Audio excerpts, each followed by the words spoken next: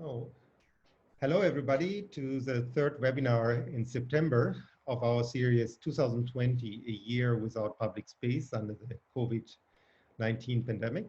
The series has been initiated by Luisa from the Journal of Public Space and me, Hendrik Tieben of the Chinese University of Hong Kong. Today's sessions is titled Parks, Piazzas, Pandemics, Promoting Safe Access to Public Places with Data Analytics. And already since the start of our series, when we reflected about how to set up this series in late April, actually, we discussed that we would like to do a session on this topic. And then over the last weeks and months, we collaborated with Kevin Chu from the Center Liveable Cities in Singapore, how to set up this session. And I'm very happy and pleased that we now can offer this opportunity. Before we start, just want to mention for those that are new, you can get in touch with us and the panelists by sending questions and comments anytime through the Q&A function on Zoom. And my colleague Ying Chen will then select some questions for the roundtable discussion at the end. You can also send us your comments and questions via email after the event. If you missed any of the earlier webinars, you can visit our YouTube channel. I think you can see this in the chat, where you can find all the videos of the earlier webinars. And this collection has grown now to 18 videos on a wide range of topics, all related to public space and the pandemic, with contributions from around the world. In the coming week, we also will post new information on a concluding symposium, which will happen in November 6 and 7, which then will basically reflect back on this very unique year with invited guests and also project views into the future. So please stay tuned. And I now pass on the word to Luisa to introduce this session. Okay, Luisa. Yes, thank you, Hendrik, and welcome to all our speakers to this third webinar in September and second to last webinar of the entire initiative. So today, as Hendrik mentioned, we are happy to have as co-host and co-organizer of this webinar, the Center for Liveable Cities based in Singapore, whose mission is to distill, create and share knowledge on livable and sustainable cities. We will have Kevin Su working today as moderator of this session and engaging speakers in several presentations, and later, as usual, we will have a roundtable discussion with all the speakers. We are also very keen to receive your questions, so please use the Q&A button to be in touch with us, and we will do our best to accommodate your questions. So now it's just an introduction to say everyone welcome to this webinar. Very exciting to have the chance to talk today regarding data analytics, since you know, this is one of the hot topic these days. So I pass the word to Kevin to start the webinar and introduce all our speakers. Kevin, over to you.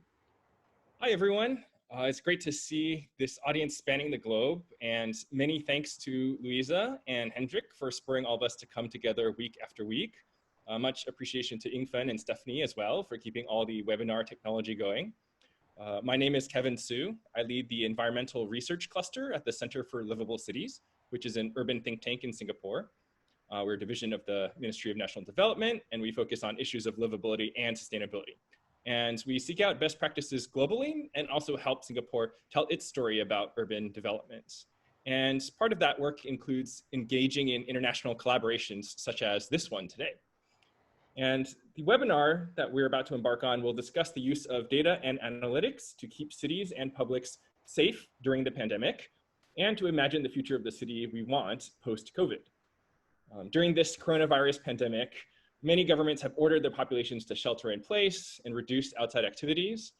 However, basic human needs, such as buying groceries and taking in physical exercise, still require visits to parks, to supermarkets, and malls. And so to promote safe access to these places, a number of entities are monitoring things like crowd size or analyzing mobility data and sharing real-time information to empower the public to make safer and healthier choices. At the same time, this pandemic has also provided an unprecedented opportunity to gather new data on how populations traverse and occupy public spaces both before and after the pandemic.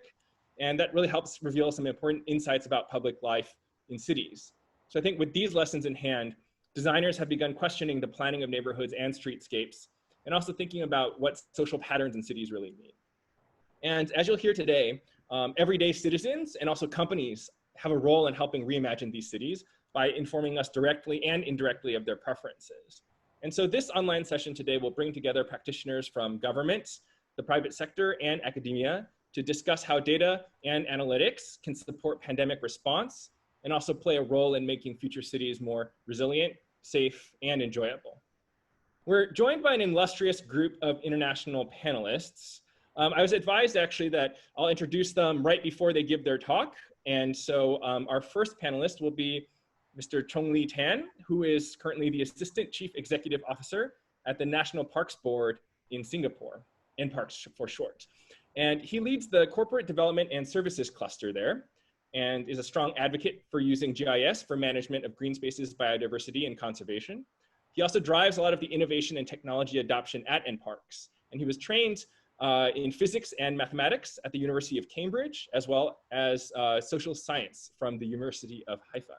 So we'll have Mr. Tan start us off. Well, thanks, Kevin.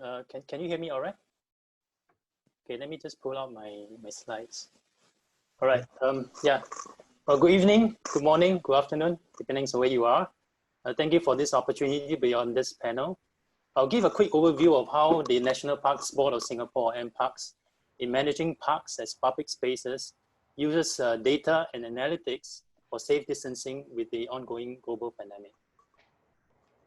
So, okay, this is the outline of what I will talk about. I'll first set the context and talk briefly about the timeline on how the COVID-19 situation has developed in Singapore and how it has impacted us, as well as the challenges faced by NParks. I'll then share our response to the situation, focusing in particular on how NParks has leveraged on technology to overcome these challenges.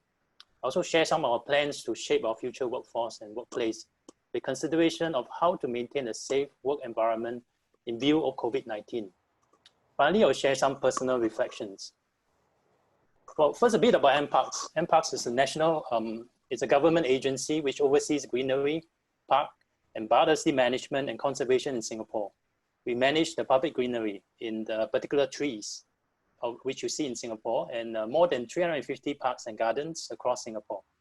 These are public spaces serving the recreational needs of residents. Our vision is to develop Singapore into a city in nature by restoring nature back in the city for livability, sustainability, and well-being of all residents. Well, here's a timeline of how events unfolded in Singapore. This is especially relevant for those of you in the audience who are not from Singapore. On 7 April, the circuit breaker, our version of the lockdown, was imposed where all non-essential services such as retail outlets and sports facilities were closed. Parks and gardens remain open, with certain facilities such as playgrounds, fitness corners, and shelters closed to allow safe distancing. 2 weeks later, these measures were further tightened with the closure of car parks and F&B outlets at parks. Members of the public were encouraged to exercise only in parks within their neighborhood. The circuit breaker has since been lifted on 1st June with the opening of playgrounds, fitness corners, and shelters, but patrols in parks and gardens to enforce safe distancing measures, particularly during weekends, have since intensified. Now, this look at the Google mobility trends after the circuit breaker. We see a sharp uptake of visits to the parks in Singapore. That's a bit of a surprise to us. And when we look at the Google search trends, we find an increase in interest in our parks. And in this slide, it shows the increase in interest in our nature reserves. And we compare that with the visitorship, and we also see corresponding increase in visitorship at these spaces. And this is at one of the nature reserve called the Sungai Buloh Wetland Reserve.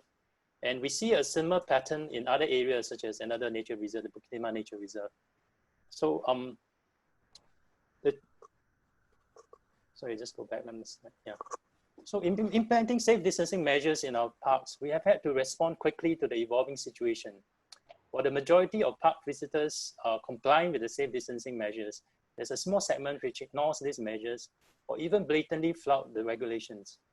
This challenge is amplified by the large area of coverage we manage, more than 350 parks and gardens all over Singapore. Our staff have had to close off areas within parks on short notice to reduce crowdedness at these areas. When an area becomes overcrowded, safe distancing could not be observed. And as a peak of visitorship to our parks occur during weekends, our staff have had to perform weekend duties on a sustained basis. These duties are over and above their routine activities to manage and maintain parks. In addition, our staff have had to attend to critical greenery and park maintenance needs with severely reduced landscape workforce due to the outbreak of infections at the workers' dormitory. Finally, we also face the challenge of providing a safe work environment for our staff who have had to carry out their duties at the front line. We have had to adapt our response along the way and in alignment with other agencies carrying out safe distancing enforcement in other public spaces. We employ a large number of our staff to patrol gardens, parks, and nature reserves, and augment this with volunteers as well as temporary staff from airlines and hotels who are out of work at this moment. And for the past 5 to 7 years, NParks has been adopting technology and implementing digitalization initiatives covering the full range of our work from tree management, park management, nature conservation, biodiversity management, to community engagement and industry development. The impetus is to strengthen the science behind our work, enhance the efficiency and effectiveness of our operations, and improve public engagement. One of the key steps we've taken was to consolidate all our geospatial data on a common platform. This has greatly facilitated data sharing, not just within the organization, but also with other agencies and with the public. So because of our prior digitalization efforts, when COVID-19 hit Singapore, we were able to quickly adapt one of our apps into what we call the Safe Distance at Parks app.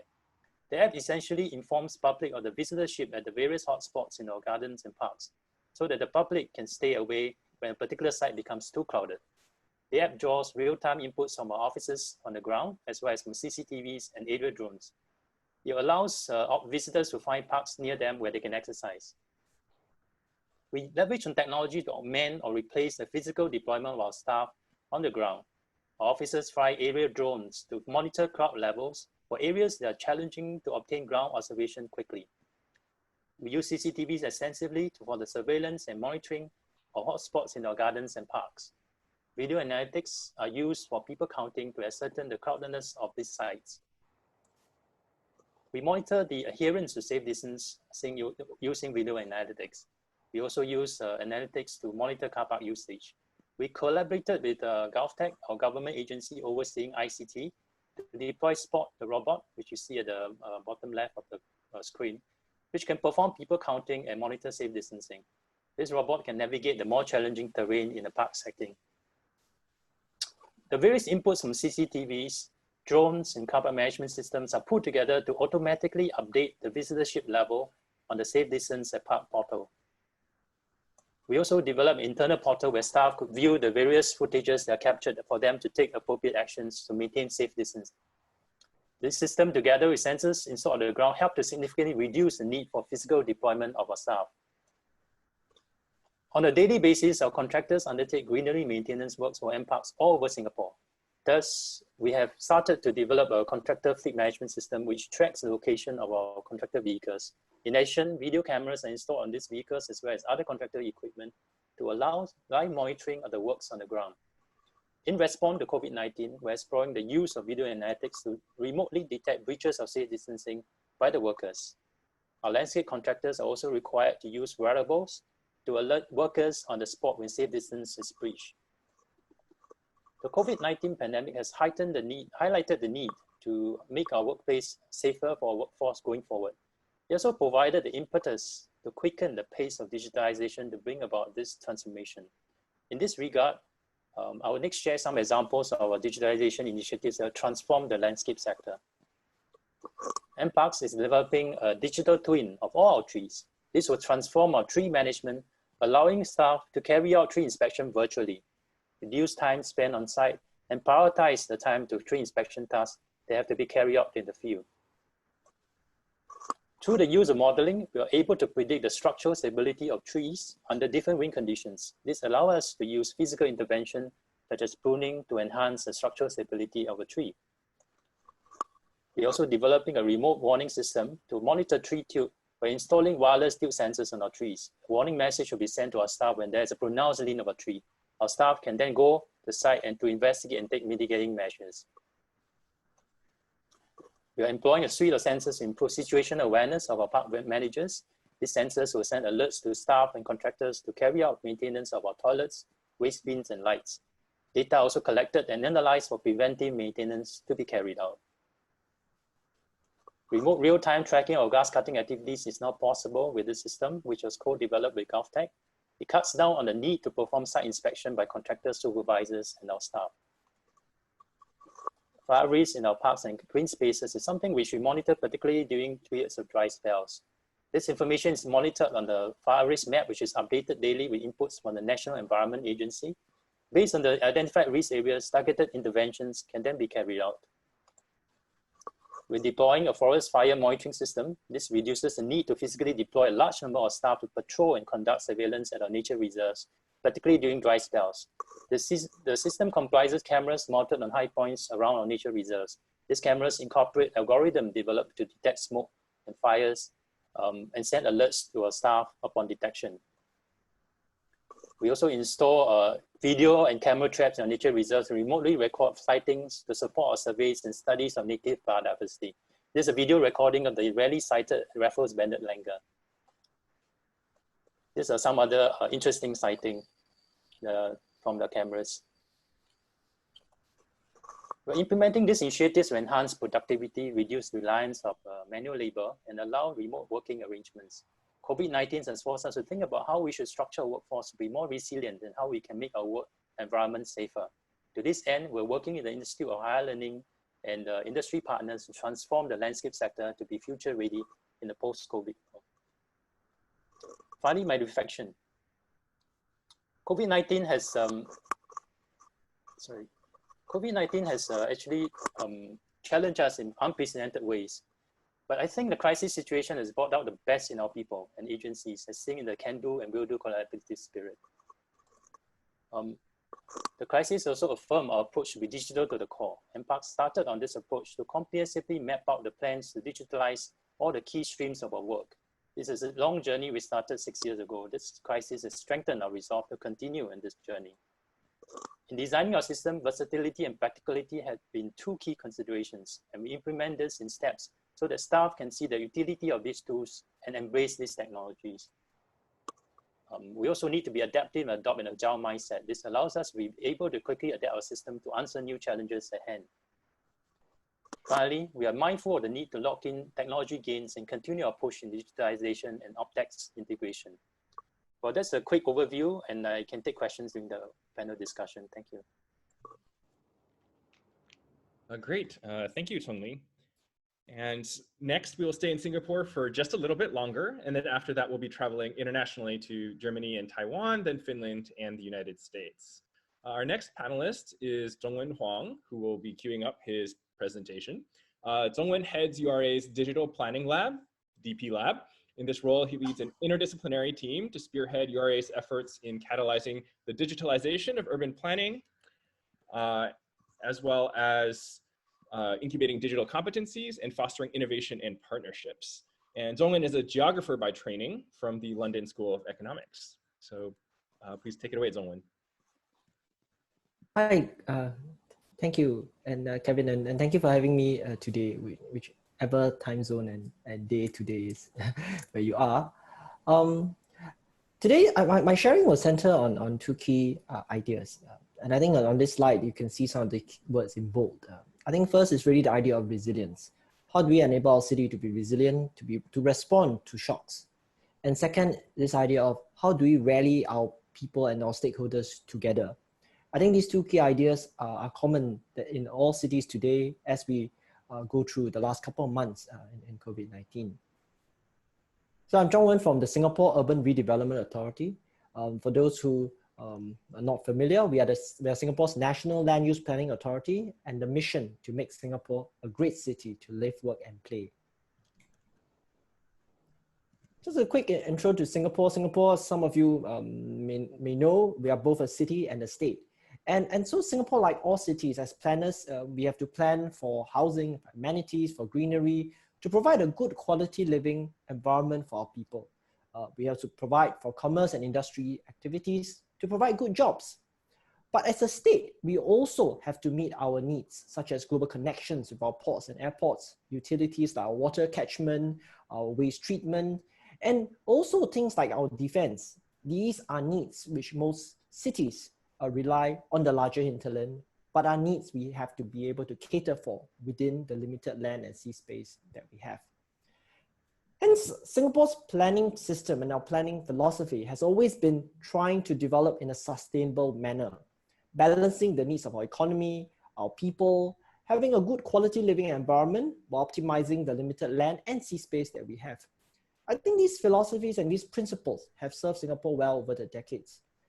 But with the rapid changes that we are seeing in technology, in the economy, and in climate, these are things that we are required to increasingly think about. How do we incorporate greater flexibility and resilience in the way we plan? The uncertainty is not whether these things are changing. These are very certain. What is uncertain is the pace, the pace, the extent that these are changing, and the impact these are having on different facets of our lives. And I think the COVID-19 situation over the past couple of months is really one of these situations where the challenge we all face as cities is trying to grapple with needs that are emerging fast, that are changing over time, and are continuing to evolve. Through EURE's digitalization or digital transformation or digitalization in the last 7 to 8 years, we found that data and technology is a very powerful enabler if we harness it well. It can enable us to make more data-informed decisions, be more productive in the way we plan, to be more targeted in how we intervene, and be better able to monitor the changes and response from our interventions. Secondly, it allows us to have a more holistic and complete picture across the different urban systems and urban domains, and allow us to be able to adopt a more integrated, a more synergistic approach in how we address the different issues that we need to respond to. Thirdly, it also enables us to support our public and our industry to obtain information and services more readily in a manner that's more efficient and reduce the amount of time and effort people take hunting for information, supporting more data-informed decisions. I think these experiences shaped our belief in the value of having Space Out as a portal, as a platform to support our national COVID-19 efforts.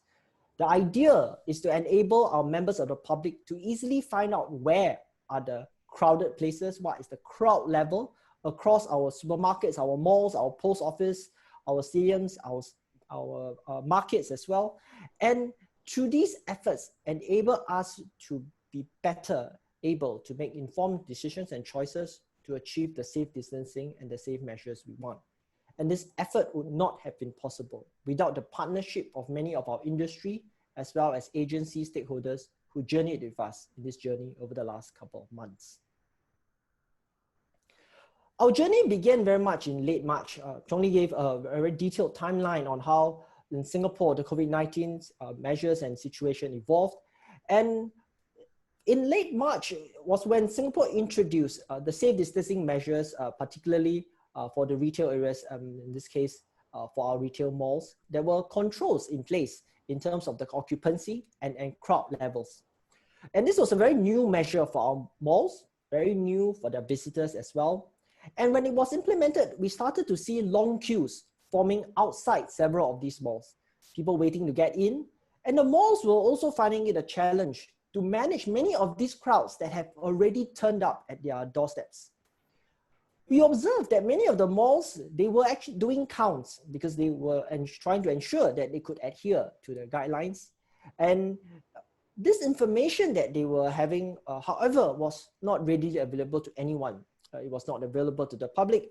And therefore, it made it challenging for anyone to be able to make a more informed choice of where to go, when to go. And we therefore saw the value in bringing together the crowd level information that was fragmented across the different stakeholders, bringing it onto a common portal, connecting people to the information that would enable everyone to make a more informed choice. And through this, as I mentioned, we want to be able to support everyone to better achieve safe distancing, but also indirectly relieve some of the pressures that our malls were facing with having crowds turned up at their doorstep and them having to manage it. Well, the journey was a very interesting one, and you will see over time the number of stakeholders that participated. And when we started first with the large retail malls, or I would call it the large retail mall chains. And we were fortunate that several of them agreed to participate within the first few days where we mooted the idea to them. And we began to realize that, oh, all the different chains and all the different malls had a very different method of counting visitors.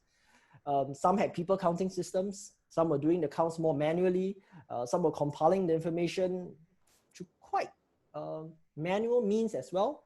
And so we really had to understand what each mall was doing, work out a very practical and safe way for them to send the information to us, for us to be able to assemble it together, but also in a manner that was not too onerous for them operationally. It was also very understandable that many of the malls were very concerned with how will the data be used, what will be shown, and these were the concerns we have to address. We had to agree on how the information will be presented. We had to assure them that the information will be used primarily for the public to make the decisions and not for the purpose of auditing the malls. And we also had to explain how we intend to handle and store the data that they were piping to us on a near real-time basis.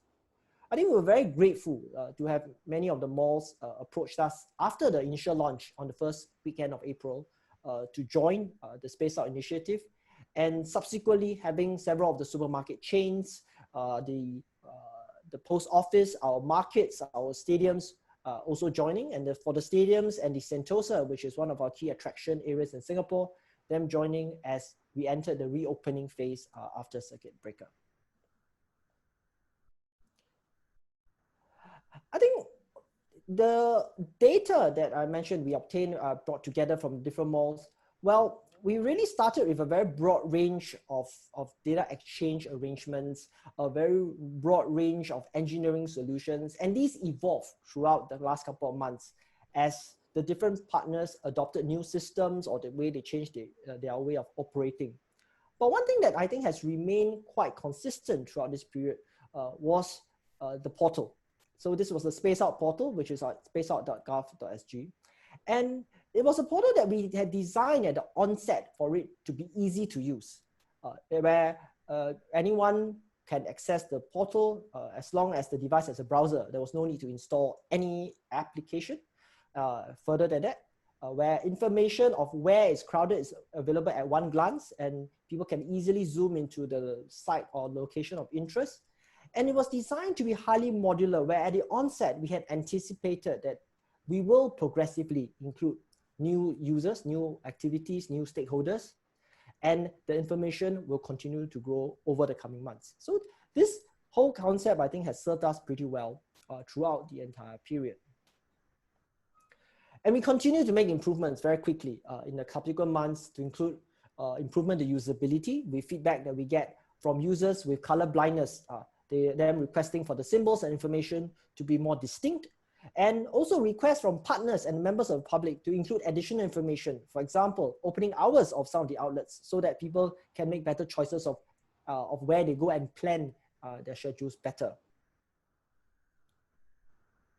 We also included some simple analytics, such as where are the nearby options that were not crowded or less crowded, so that people can choose these outlets instead of the ones that maybe they are familiar with but could be quite crowded near their place. And also added for the multi-language on all the 4 official languages in Singapore.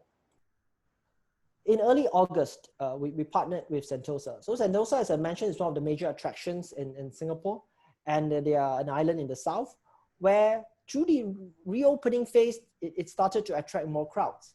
We implemented them a unique district layer where for the entire district, you could see the crowd levels at some of the points of interest and attractions, the transport nodes, the beaches, and also information subsequently on the car parks itself. I think through the journey, some of the key takeaways that we had reflecting back is that we can see how technology and data can be very useful to bridge the information gaps to help people be able to make more informed choices, especially when information is fragmented across many stakeholders. But secondly, when working with so many stakeholders on something that is also quite new and unfamiliar to many, it was very important at the early stage to be able to build alignment of interest and to be able to demonstrate the feasibility and value of what we are doing. Thirdly, I think for a portal that is supporting the public to make more informed choices, it needs to be designed with the user in mind, cater both in the design and development process to be able to continuously make improvements in a very rapid way. So I hope this sharing has been useful, and I look forward to the subsequent discussion. Thank you. Great, thank you so much, Zhongwen. And it was fantastic to hear from both Zhongli and Zhongwen about efforts to collect data about public spaces and make it available. Next, we'll be hearing from Jo-Ting Huang-Lachmann, who will be sharing about novel citizen-driven programs making use of data both before and after COVID. And Jo-Ting Huang-Lachmann works at the Climate Service Center, Germany. Her research focuses on economics of climate change adaptation in cities, including issues of stakeholder engagement, climate adaptation, institutional economics, and also co-benefits sustainability strategies are able to bring.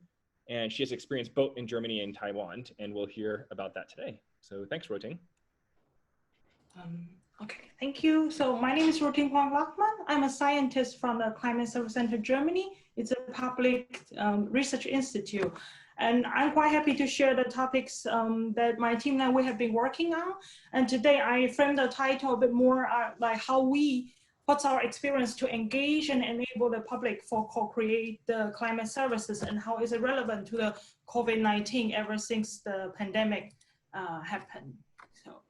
So I will give a series of different examples that is really happening in our real life and also in our projects, and what has happened before the COVID-19 and what happened since COVID-19 and how we have been coping. So I would like to give you a few examples of the daily life has been happening in Germany here. So for example, last year and this year, there were a series of heat waves. Sometimes it's the 2-week heat wave.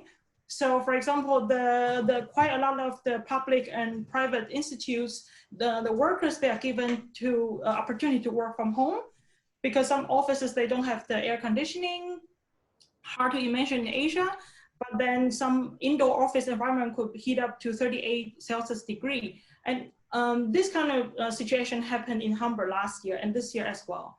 And then there were some social media of the certain municipal authorities. They just simply send out the questions via their Facebook page, for example, and say, oh, dear Hamburg citizens, where is your favorite spot when you want to work during the heat wave time? And then they just have a lot of response from the Facebook page. And then all they did just collect a list of the cooling spots, the citizens that have been trying to hide themselves during the heat wave time. And they either have a list of the descriptive text to map out where the cooling spot, where the most Hamburg citizens like to be, or they just simply map it in the OpenStreetMap or any kind of open access mapping that people can just see, okay, this is actually, there's an open bathing lake that I can just go during a heat wave time. And this was already taking place before the COVID-19.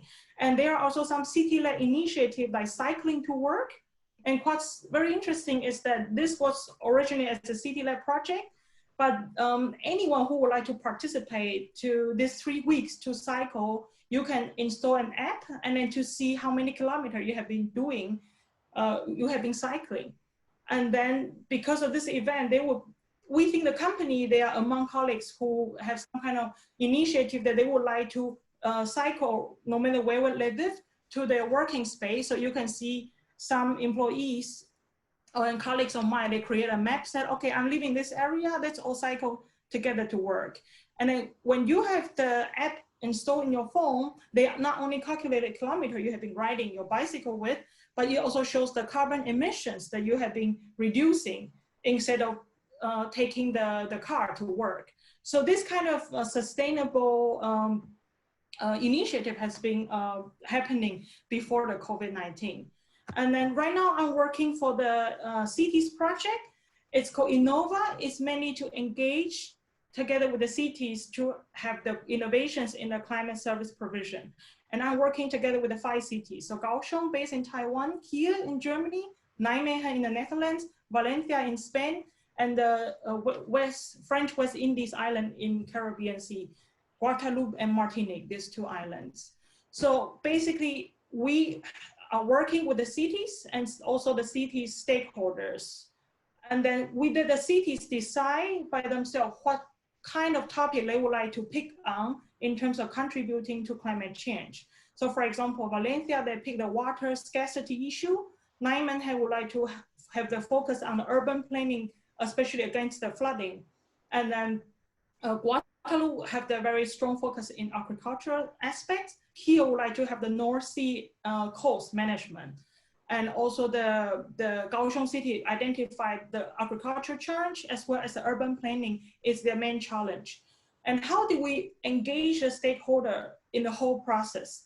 And how do we try to give them the opportunity to involve in the whole process and to also to move up the ladder? So we, no matter in which city and which topic they pick on, the main principle of our project is it has to be participatory. All the stakeholders has to be engaged in the whole process. And usually in this process, we call them stakeholders or users. And what do we mean is that we don't have this term like expert anymore, but everybody is an expert. So no matter you are the researcher, you are practitioner, or you are citizens, you are farmers, everybody is an expert. And you are involved in the whole process. And we started with interviewing them, but we don't call them interviews. It's just conversations. They are free to give any kind of information they think is relevant to them, to the problems that they identify. But what's different to all the other processes is that we started with this kind of conversation, and then it's actually interview taken by the posted to identify the important factors. And no matter it's who they are, whatever they say, weigh equally in our model that we are going to put in later on in the system dynamics.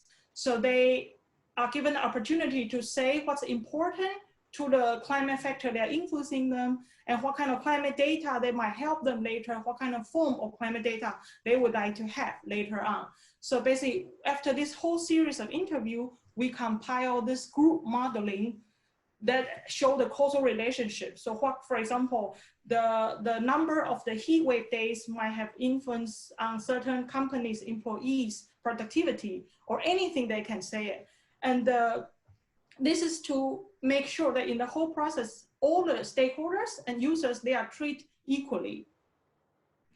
And then this is what we did, that at the end, we were putting all the, let's say, factors that also identify the climate data together in one group modeling. And all the stakeholders are invited to the same occasion and to identify together what would be the most relevant to them.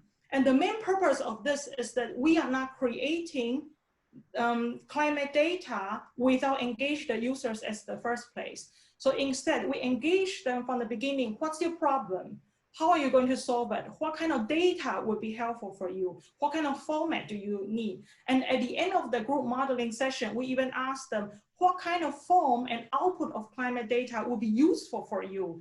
Can you imagine? And if you cannot describe it, can you draw it? So here in the middle of the slides, you can see that this is one of the stakeholders that just drew out of the paper, say, okay, I would like to have this kind of climate data format to explain it to me from now on to how many hours or how many days or how many years the temperature change and also the rain change. And this will be helpful to me.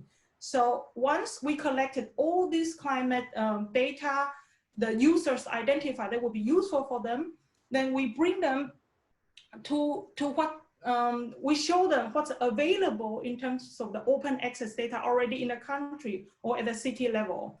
And then we together to work with them, say, this is what you want, this is the data port that's already available, then maybe we can create this together. And this is the figure that they took the national open access climate data to play with it, and then with the guidance of the climate researchers, first time they co-create with us the climate future projection data by themselves together with the users. So these are the examples that how we achieve this in the whole process. And the main idea of this kind of participatory approach is that it's also providing a platform that the users, they are being invited constantly in the platform, and they can use the climate data, and they can also identify what they need, what's the purpose of climate data, and they can even being empowered to create the data they are actually going to use.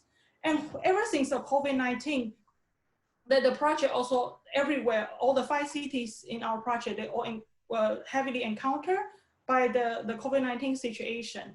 And then one day, one of the city, Kaohsiung City, just came back to us and say, we have been engaging as a city government, they have been engaging with the architects, with the construction sectors, also with the citizens. And there is a new quarter that's going to be redeveloped, and there will be new buildings going to be built. And they have been having this constant conversation with the private sector and also with the citizens. And ever since COVID-19, they got new questions. And then they send the questions to us, the climate researchers, and say, we were asked, how do we design the future buildings and infrastructure in the COVID-19 time? Because right now the world is completely different. And then they use the same methods to collect the users' need. What's their imagination? How would they like to have in terms of the future buildings and public spaces they're going to have? And these are the examples that they have collected.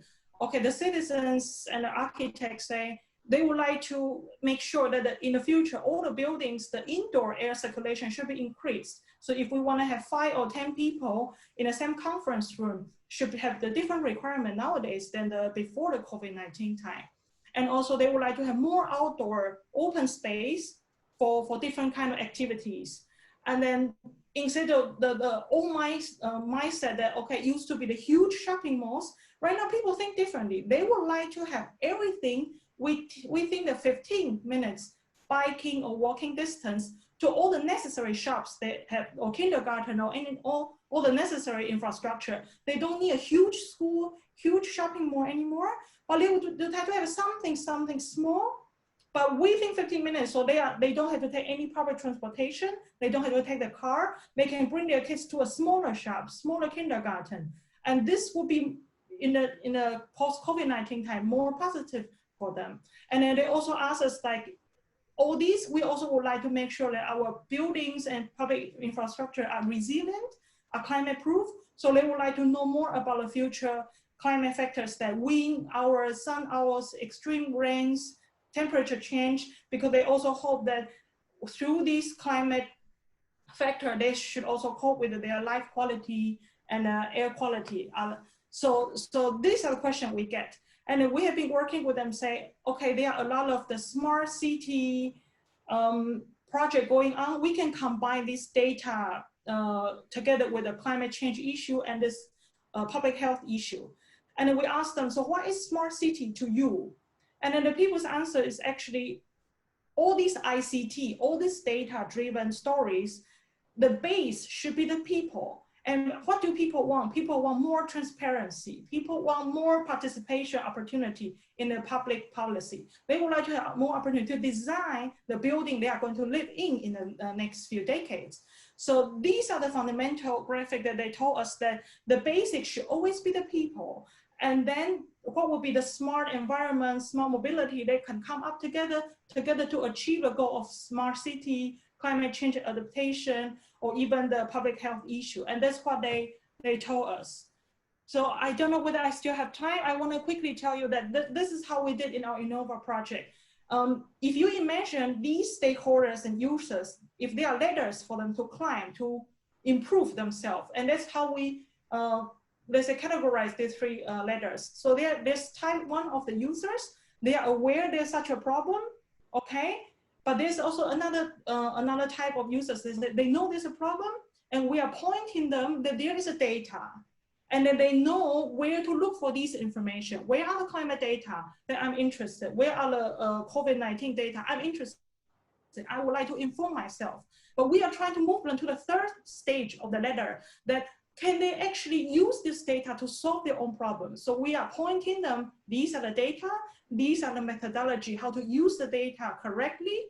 And then maybe you can play with these data and inform yourself about it. And that's the goal of our project, to move and empower the public together with the data use. And this is the our project called INNOVA. These are all our partners. This is my email, and I look forward to the more discussions in the Q&A session. Thank you. Great, thank you so much, Jo-Ting. So yeah, Jo-Ting mentioned kind of co-creation to develop more convenient and resilient buildings and town designs. Next, we'll actually be looking forward past the pandemic and what we can expect for the future of cities.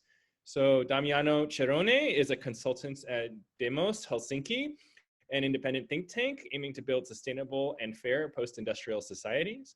He works to energize public and private enterprises with the complexity of planning and leveraging digital footprints to study retrofits of inner cities. He's also co-founder at Spin Unit, the Terraform Center for Advanced Urban Analysis, and many other ventures. So Damiano, please move us forward into the future. Cool, okay, right. So yeah, it's a pleasure to be here. Let's go straight to the point. 7 minutes are short. We heard quite a lot about COVID and cities. And I think one of the things that we heard a lot is that we are living unprecedented time, but they are not so unprecedented.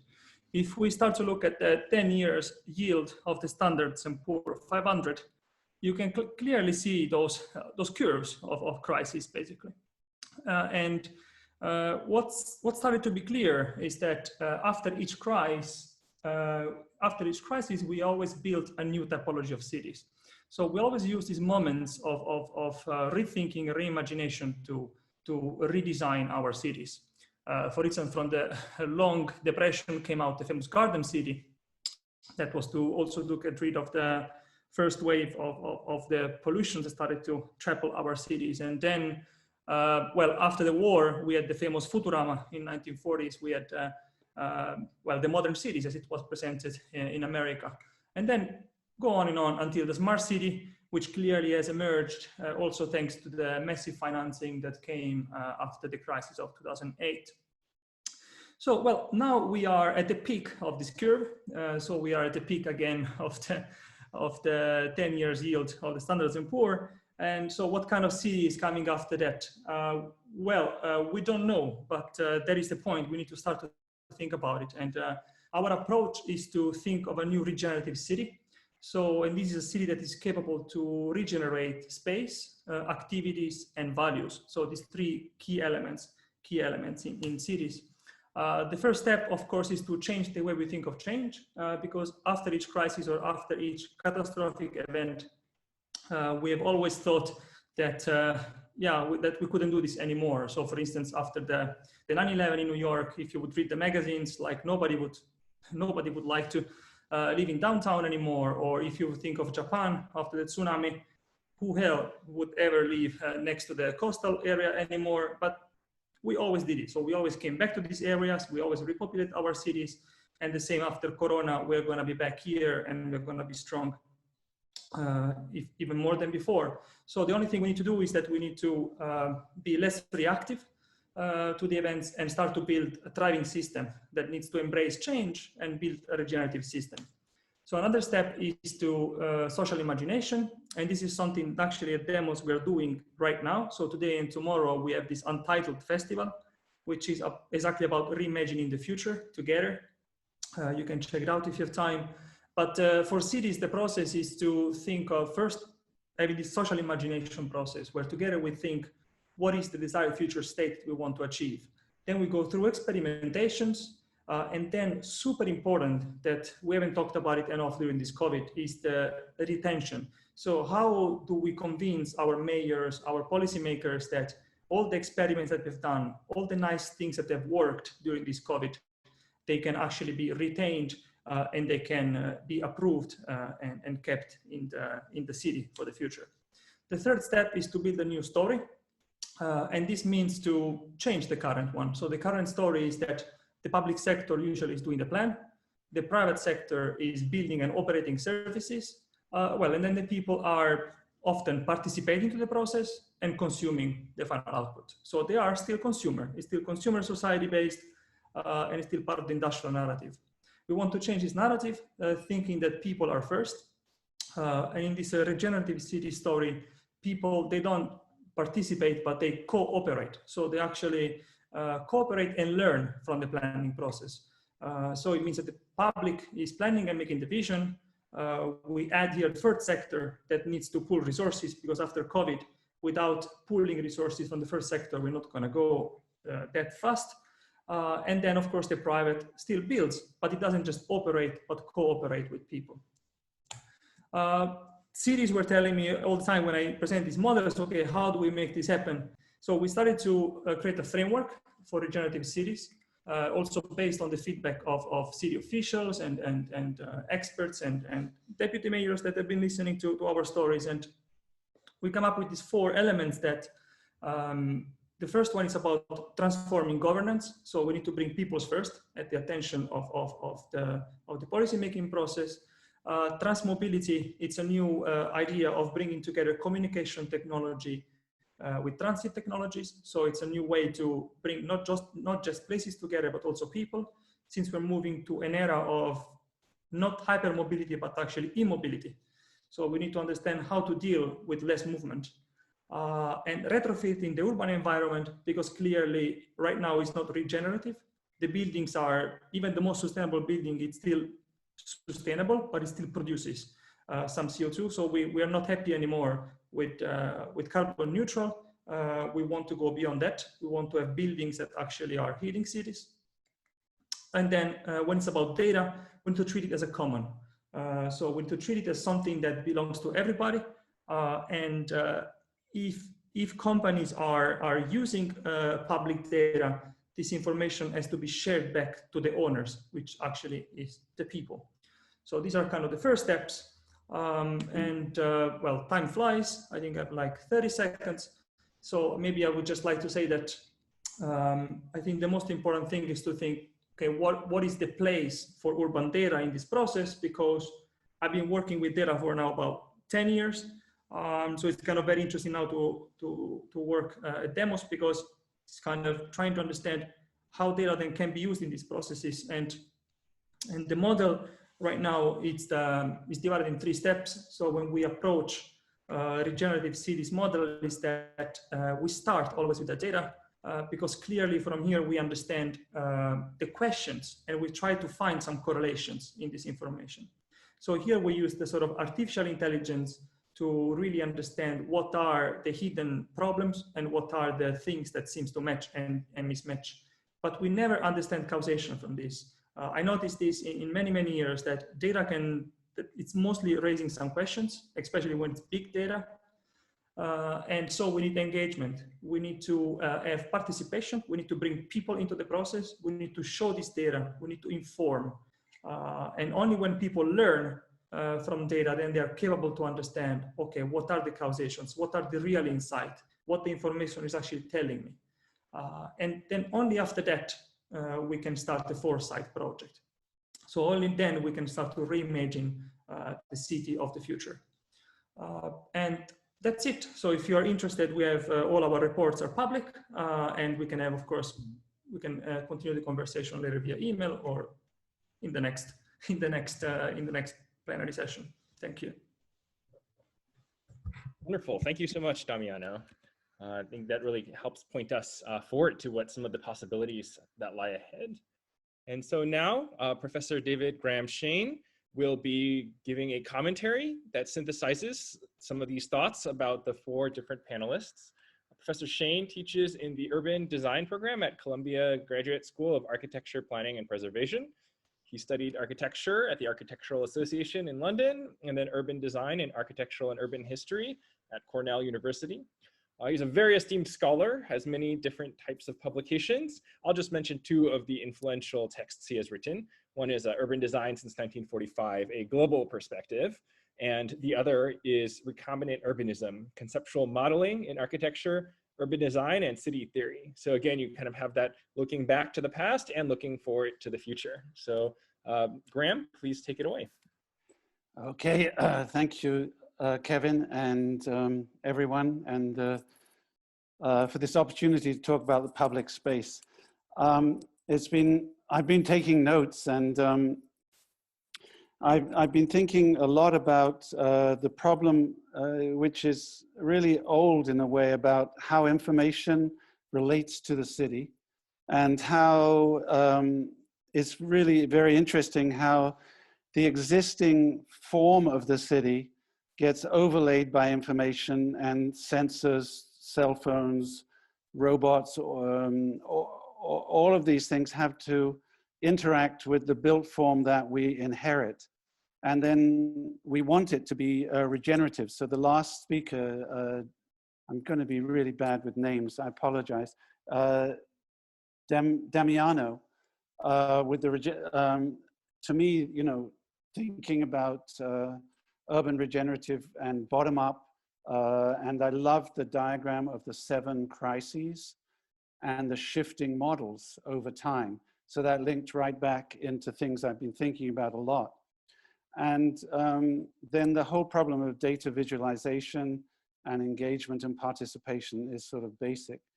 And the idea of data as a commons, it's very beautiful the way when you look at the different presentations, the sort of augmented city and the old city forms, and say even the mall as an old city form, are faced by a whole new situation coming through these various, you had 5 models, Damien. And so we're at the end of what I think of as the meta city of information, but you are even beyond that. So I was thinking about how data provides a basis, and then you extract from it models which are information, and then they become into algorithms, which then translate into apps. And what I thought was really interesting was that a lot of the work is either done by the municipality, like this is what's really remarkable about looking at Singapore in so much detail, that Mr. Tang, for instance, could know when there was an uptick in a particular garden inside the garden city. And he could know the visitor rate and use drones and so on. I mean, it's just, to me, sitting in New York, where, you know, it's a disaster in relation to the kind of future that we're looking at in terms of the safe spacing goals and even cooperation of the public was really very, very interesting, the way in which this data was extracted from the existing city, made into the augmented city, and then fed back so that the spacing could be controlled. The Space Out platform was also another app that was doing the same kind of process and feeding it back into the city by the National Planning Authority. I mean, it's a city-state. New York, by comparison, is in some dark ages, and this was very, very inspirational to see how that interface was improved and worked over time. And then the whole idea that you could come to learning points coming out of that, that the city of the meta city could be built on this data. And but it's a sort of feedback loop that's working. I'm sorry, you know, it's hard to react so quickly to such amazing material. But and then with Jo-Ting, with the heat waves, the similar kind of feedback in Hamburg to allow people to shelter and find cool places in parks and so on. And then with the bottom-up link in. So I don't know how my time's going, but it's pretty amazing how data forms one of the kind of international informational basis for cross-city comparison. And then how you design a building and a city into the future is really tricky.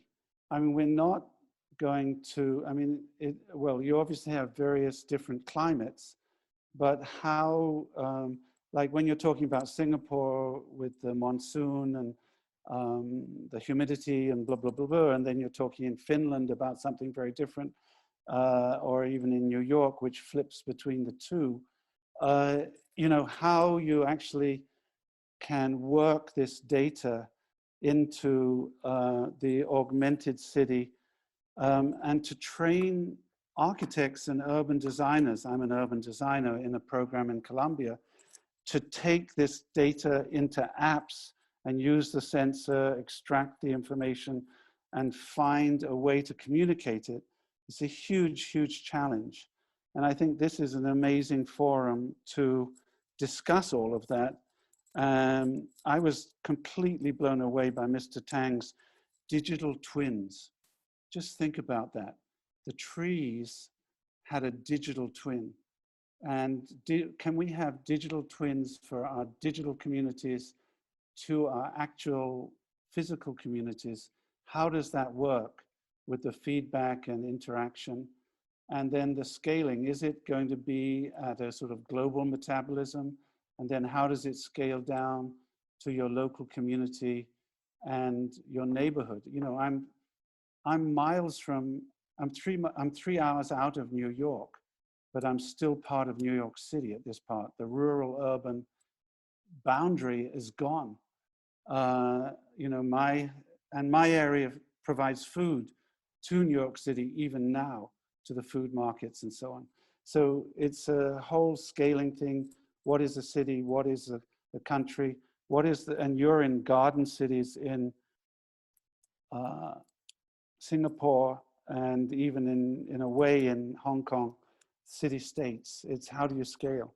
So I'm going to stop. I think for me, the data visualization, which Damiano ended up with, is really, really important. It's how people read the icons and symbols and can manipulate and feed into this system. I always used to think it was very crazy. Before apps, you didn't have these icons, and the way the data visualization was very, very differently done with fly-throughs and all that kind of thing. Whereas now the data can be pinned to apps and icons, and it becomes we're all used to it. There's a beautiful map of the internet from 2007 that came out of Tokyo, where all the big data companies are mapped like a subway system, and they're all inside our head. And this is the new city that we live in. It's an amazing parallel city. And I'm really excited by how this is a new sphere of public space. And I want to stop there and hand it over to you back again. Great. Well, thanks so much, Grahame.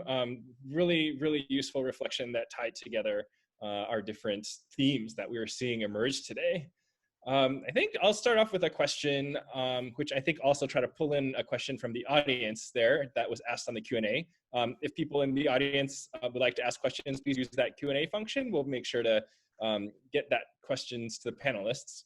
I think this first question, I'll direct it to Jo-Ting and Zhongwen. So it seems like there are some more top-down approaches and then also some more bottom-up approaches to gathering information. And the goal ultimately at the end of the day really does seem to keep the public informed, as well as making sure policymakers have the information they can use to make appropriate choices. So can you tell us a little bit about how you'd characterize the initiatives you were each involved with and the strength of the approach? Like for Jo-Ting, like how did you actually get citizens to take part in your self-reporting tool, for example? Or Zhongwen, how did you actually go out and approach these retailers here in Singapore, right? Who you said sometimes were reluctant to share. And then as the audience was asking, of course, since we're dealing with data, what is the right level of transparency versus like protection of privacy, and how do you kind of take that into account? I think that we had a good discussion today, looking at it from different angles, but actually we share many things in common. I think across the four presentations and David's reflections. I saw a few things that resonated across. I think the word together, I think appeared a few times. It appeared in Damiano's presentation as well. And I think on this question of urban data, I think this question of together is actually a very important thing, because in reality, no one has a monopoly on the data of a city. There are many different urban systems, many different facets of how the urban systems are represented in various digital forms. And I felt that this question of how we visualize data, and David brought up that point very, very nicely. I somehow though feel that there were certain things that have been quite evergreen. I think when we look at cartography, what are some of the principles in cartography? I think they remain very relevant and remain very true in the way we visualize data today. But I think on this question of data, I think in the last 10 years, I've seen a lot of discussion on how people talk about data as the new oil, and people say data is the new air. And recently there was a discussion in saying the data is neither air nor oil, because it is not really where it's only a single consumer is able to use and multiple people are able to use the same resource. I sort of feel that they are right, but one thing that people don't talk about as much is that data as a resource is not necessarily cost-free. Collecting the data, preparing the data, it does take a bit of investment. Bringing data together, that is certainly most of the time not cost-free. And I think it's having that in mind really, and recognizing that the data and the data gathering effort requires an investment. And that is an important concept I feel often we may not touch on enough. Why? Because if we recognize that it requires an investment in order to bring the data together, to make the data available, we will need to think about then how do we address the different concerns to bring people to want to come together and invest in that partnership, invest in that effort. And I think looking at what we have done with Space Out, it is the same case. We recognize at the very beginning that it was not cost-free for the malls to make their crowd level information available. It would take them some investment to organize their own operations. It would take a bit of investment for them to work with us to pipe the data over. And this is something that when we recognized at the onset, we knew we needed to get a few things together, or we needed to get a few things right. I think for Yuri, what we benefited from as being an urban planning authority, a lot of the retail mall operators were within the social networks that we operate within. We have very close ties with the property developers and the retail mall operators over the years to better understand business needs and how do you need to respond to them. In the last couple of years, we also had very close engagement to really see how can we work together on the issue of understanding how our retail sector is evolving so that we can better respond to these changing needs. And through this journey, we got to understand a bit better what type of data they have been collecting, how they've been using it. Often, of course, traditionally for a very commercial type of purpose, which is very natural why they invested in those efforts. But we also knew that they had a lot of reservations in making it available for very natural commercial concerns. But because of the network that we knew who had what, more or less, we tapped on that set of networks when we started this effort. We made a lot of calls, we made a lot of outreach. And because we were also involved in our placemaking efforts, and so there were already some of these stakeholders that our place managers were engaging with, we then also tapped on these set of networks. And because of the long engagements and partnerships or interactions that we had, I think the foundation, it wasn't a cold call that we had, but that we already knew each other to some extent. But I think what was not so easy for us was that this sector is a really large sector. There were many players and the stakeholders who we may not have touched every single angle of it. And I think we also were very fortunate when we started the effort. We tapped on the entire government network. So we had partners from our industry planners from JTC, our economic development board, our enterprise Singapore, and we basically called all the contacts. Everyone said, okay, this is who you can call. This is the CEO of this company. That is the managing director. And they gave us all the contacts, and we tapped on the whole government network to reach out to across the entire sector. And that helped us move quite fast. Otherwise, we wouldn't have been able to really have the contact of every single individual who could make that decision within a matter of hours. And I think that was the first part that we did.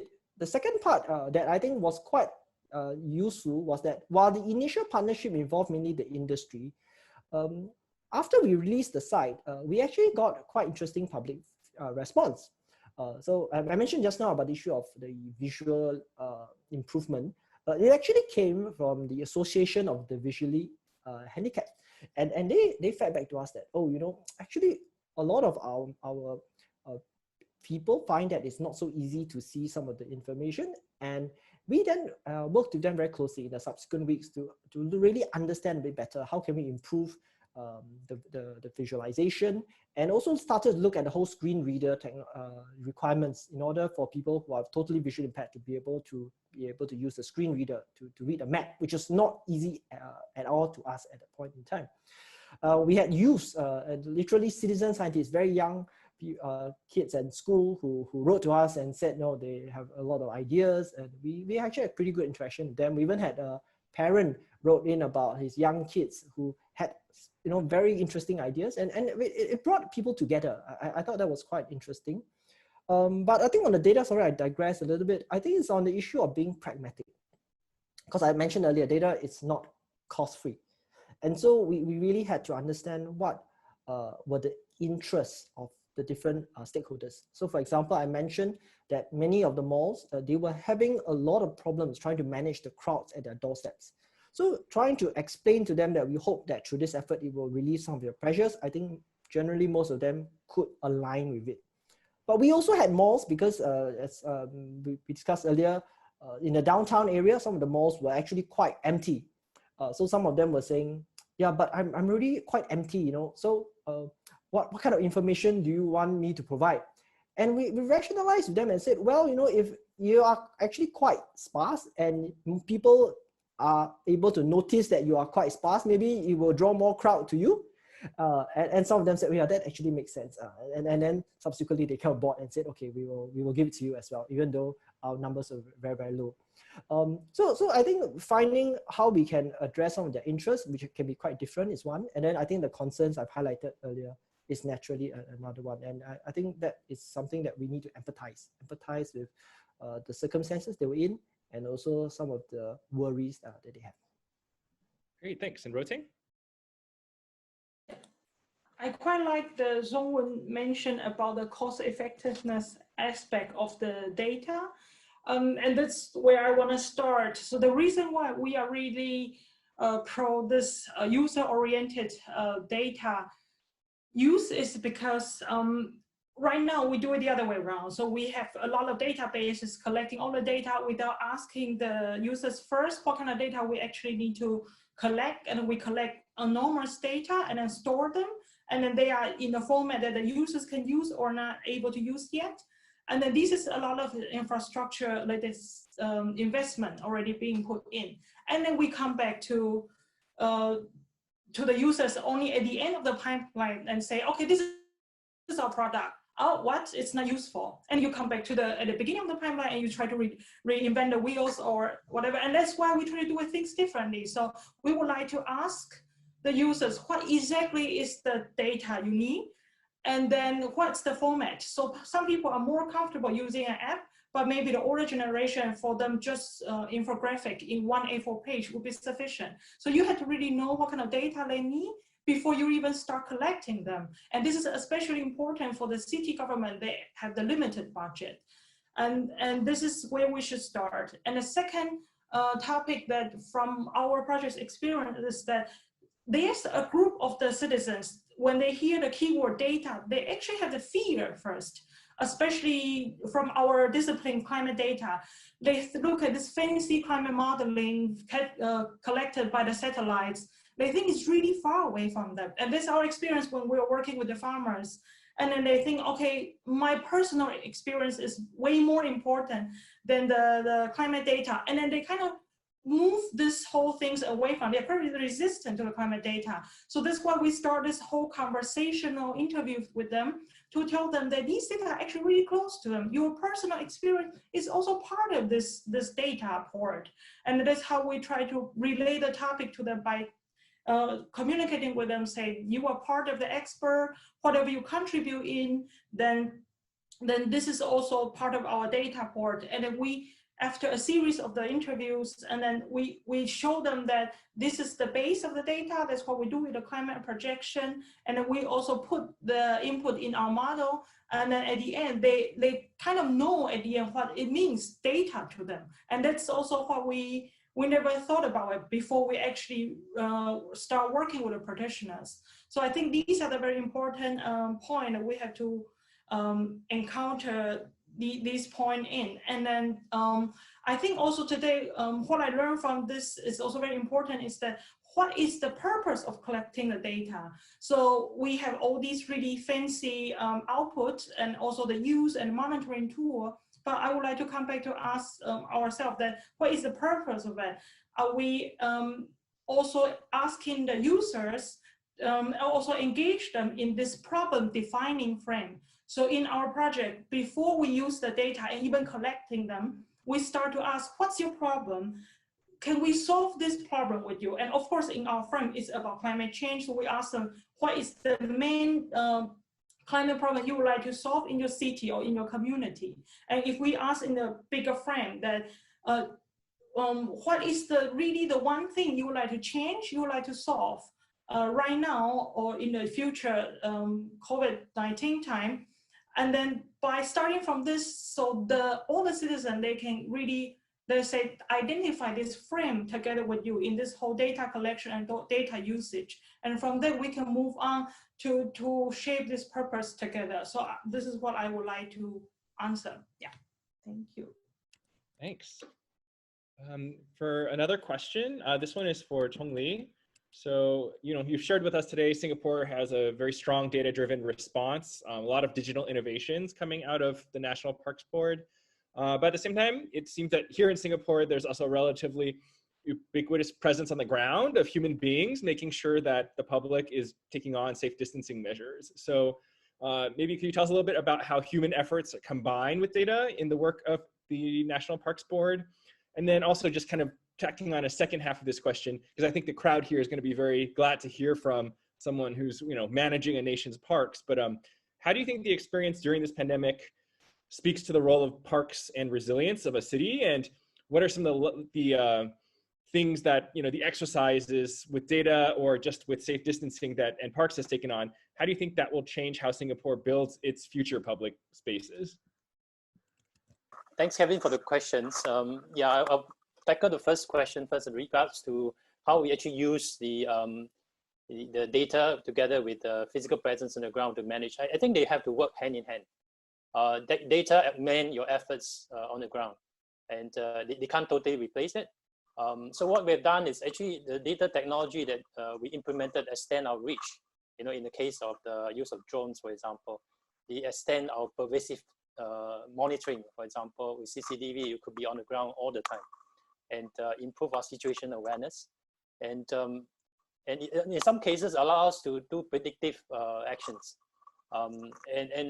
But all this actually gives us guide us in terms of how we can then employ the human being on the ground to engage the public, and we do that hand in hand with technology, because we still need the human beings on the ground to make judgment, make assessment, and make the advisory to the public on the ground if they are not adhering to safe distance, and whether do they carry out the enforcement actions, and what kind of circumstances that led to the breaching of the safe distance. So I think they do have to work together, and we find through the months of using the technology, we have find a way to use them hand in hand together with physical presence on the ground. Now, your second question on the our experience and insights from this and the role of the parks. Actually, I've shown that how the interest has picked up, and actually throughout this period and during circuit breaker and post-circuit breaker, our parks is one area where it has never been closed. You know, we have to close certain spots at certain times just to manage the crowd, but you know, parks and gardens stay open throughout. And I think it affirms our belief that this actually play a crucial role. I think our policy makers understand the need for spaces, public spaces like park, where the public can have an outlet to exercise, to relax, and in this very stressful time. And you extend it beyond just parks and into nature. I think nature has a critical role in building a city's resilience. And this is why at the beginning I talk about our vision to build a city in nature. That's recognizing that how the role of a city in nature can help us to be a regenerative, like what the last speaker was talking about, to be a regenerative city. And in nature lies many of the solutions, nature-based solutions that we can apply to build resilience for climate change, to build resilience for social-wise, and even the ecology resilience. So I think so this experience actually affirms our belief that nature has a big crucial role in the city's resilience. Now, as to how the data will change the way we plan, I think, yeah, I think the idea of digital twin, I think since quite a bit about it, I think we are on the verge of doing that and we're creating the digital twin, and this will come online pretty soon in a few months. And I think we're just at the right spot where I think, you know, we have had for a long time, we have been developing models, the beam model, for example, for the buildings and so on, but we haven't had the natural vegetation being modeled. And now we are doing that. And you can see that the entire landscape now can be fully modeled, and that can be used for simulation. The way we design cities can now be done virtually before you even implement it. And from there, you can collect your feedback. You can model it, you can collect your feedback, you can get public to comment on it, and before even you implement. And you can even design you know, predictive elements within the city. So I think it will fundamentally change the way, at least for how NParks plan our parks, because we can now do it and then have it as people experience it before even you actually implement them. So that's my quick answers for your questions. Great, thanks. Yeah, we have some Q&A, which we'll try to weave in as well. So Jamie Merrick's asking about in countries with deep poverty rates and extended urban slums, how do you manage data and information? How do you get information in this context?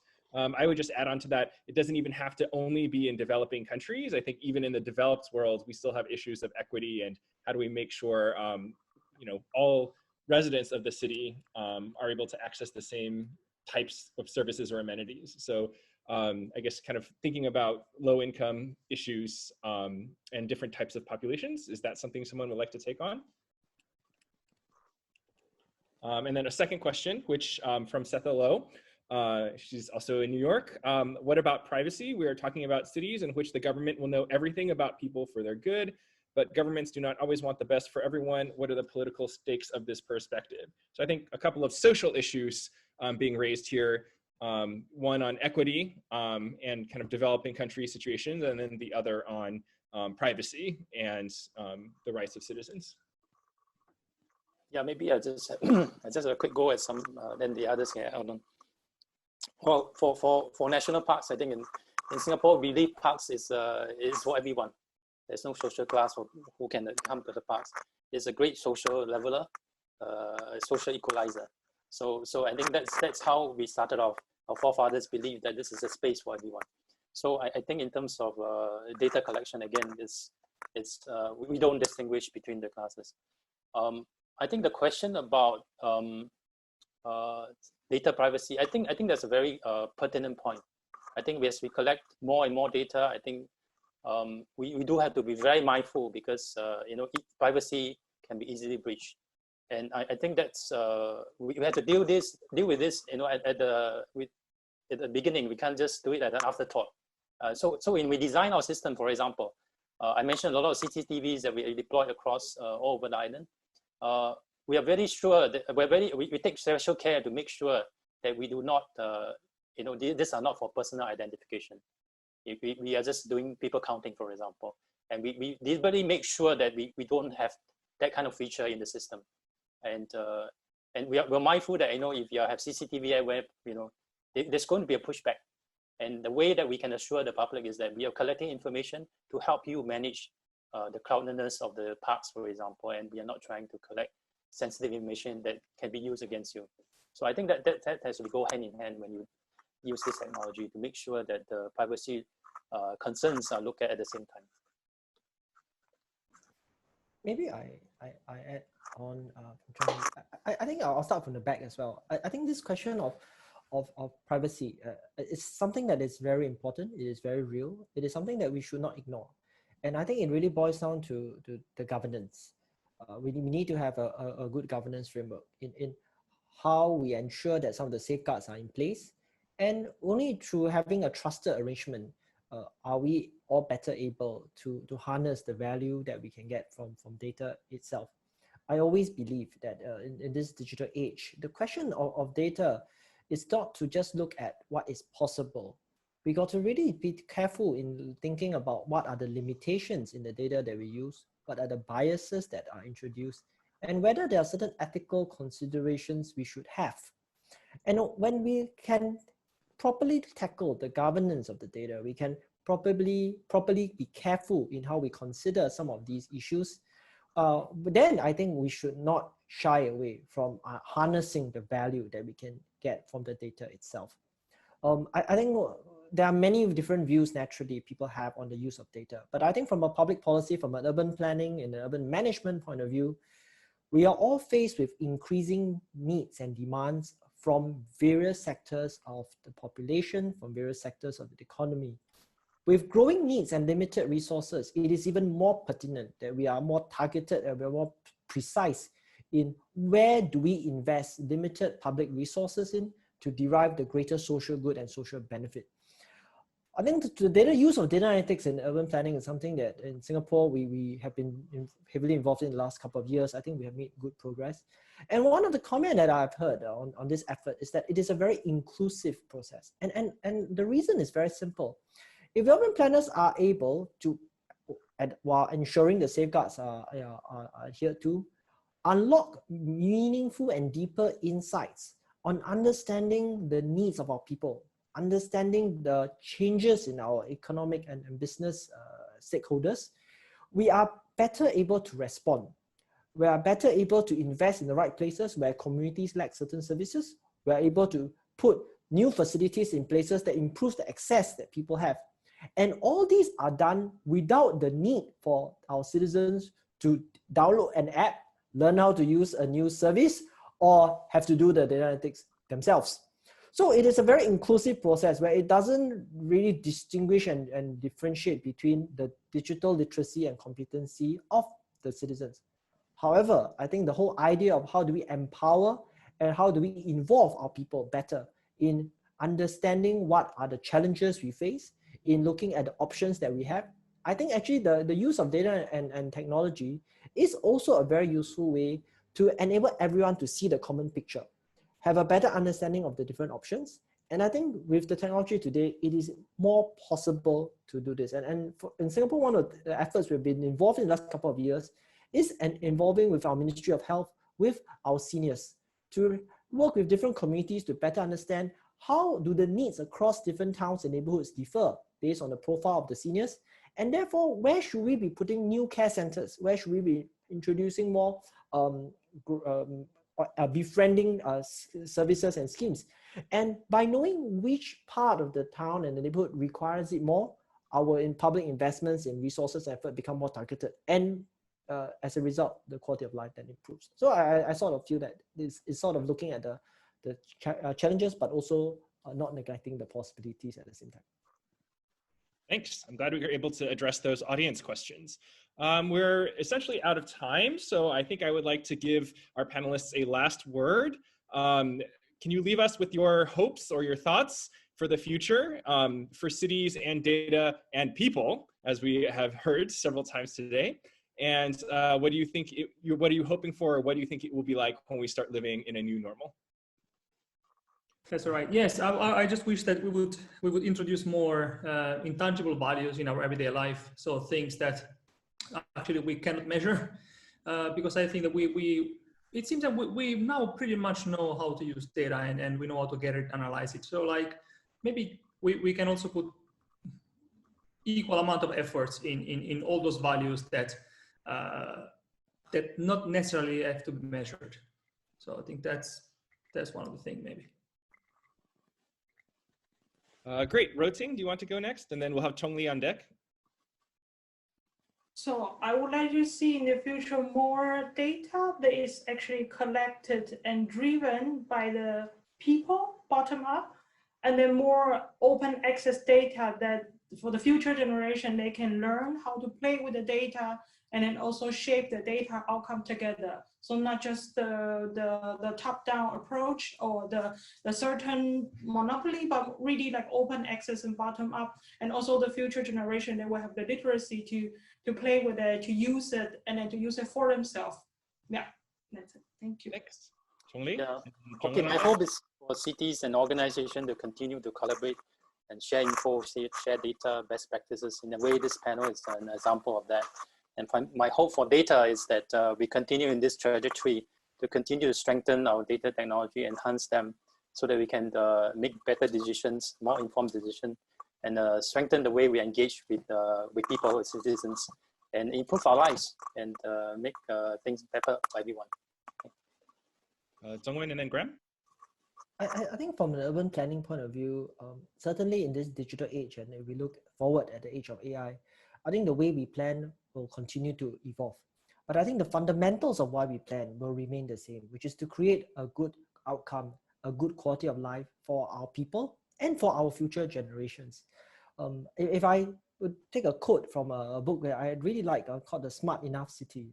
And so the quote is on this question of how we see the use of technology and data in empowering people.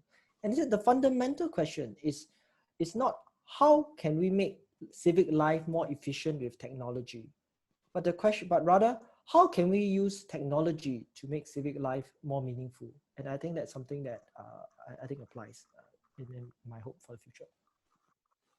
Grahame? It's all very exciting. I'm really interested in the future, how we can use digital models.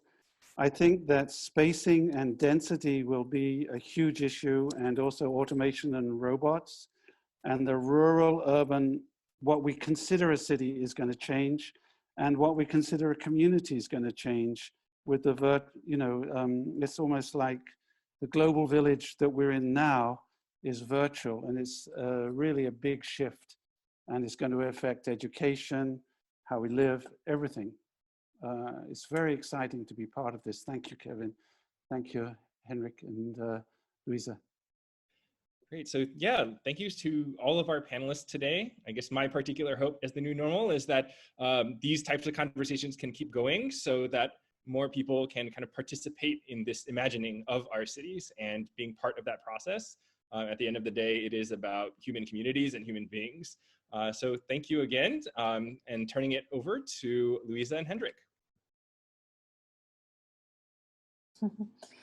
Thank you, Kevin, and thanks to all the speakers for this very inspiring conversation regarding future, because actually what we are supposed to think about now is how to rearrange the urban world around yes, a new normal and a new future, which is something that we have to re-establish as a new vision for us all, for quality of life, for well-being, and for safer public spaces. And this, we had a previous webinar on this kind of conversation. So I think the concept of thinking about the future is extremely significant now, since the pandemic somehow created this online space, which could be seen as a public space where many people started to interact quite quickly, because I think we adapted quite soon to be part of this global conversation and stay in touch with so many people. And because it's easy to use, easy to connect, easy to establish relationships. So future also regarding data is a sensitive issue, as some of our attendees pointed out. So we have to care also about privacy issues and related issues also, since if we say that we care about people, public space and their quality of life, we also should be attached to a model of city that is fully respectful of people's privacy and private life.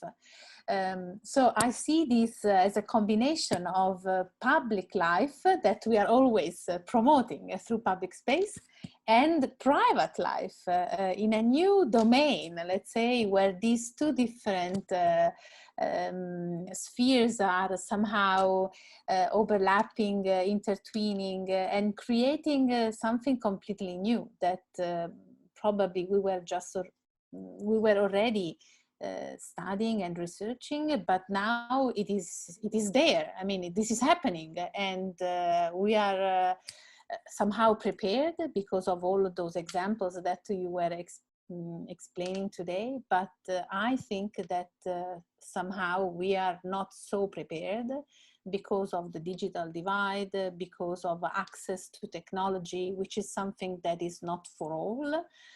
Even in developed countries, so basic access to internet, for example, is a value that sometimes we take for granted, but it is not for many, for billions of people in developing countries, but also in developed countries.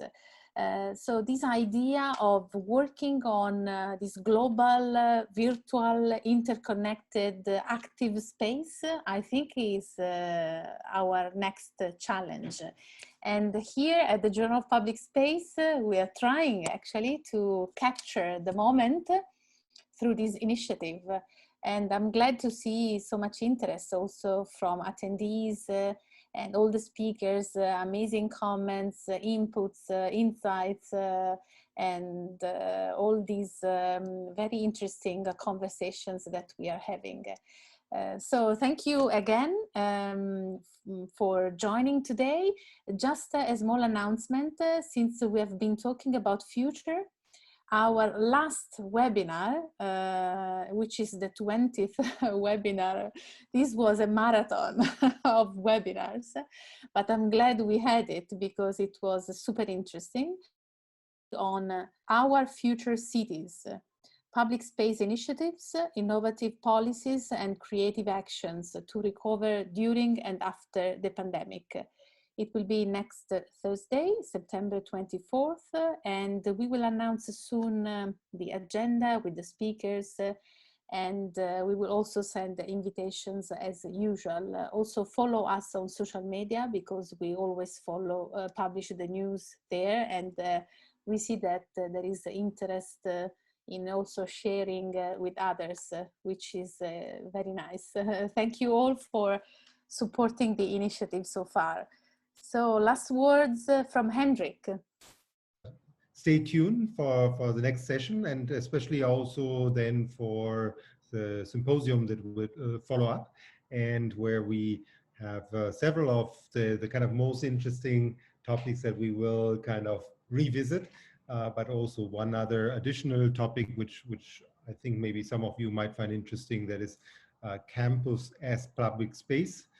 Seeing the situation at universities and basically the lack of, even though we can communicate online and so on, of the experience of public space and sharing and so on, which will be an additional topic that we haven't discussed in our other sessions. So all this you will hear, I think, next Thursday and on our different social media sites. Okay, thank you very much to all panelists and attendees. So, and to Kevin to host this session. Okay. Bye-bye. Thank you. Bye.